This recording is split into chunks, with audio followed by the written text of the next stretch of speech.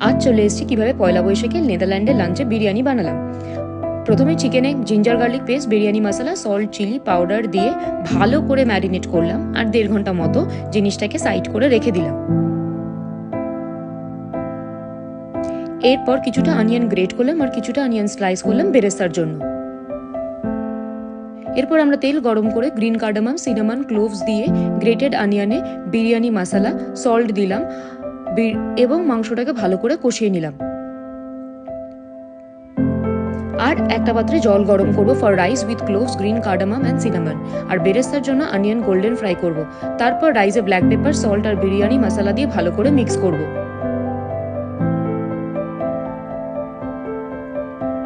এরপর একটা পাত্রে সব দিকে ঘি মাখিয়ে সিজন রাইস, তার উপর বেরেস্তা, অনিয়ন, চিকেন, গোলাপ জল, বিরিয়ানির আত্তার এবং আরেকটু রং দিয়ে মিডিয়াম ফ্লেমে 15 থেকে 20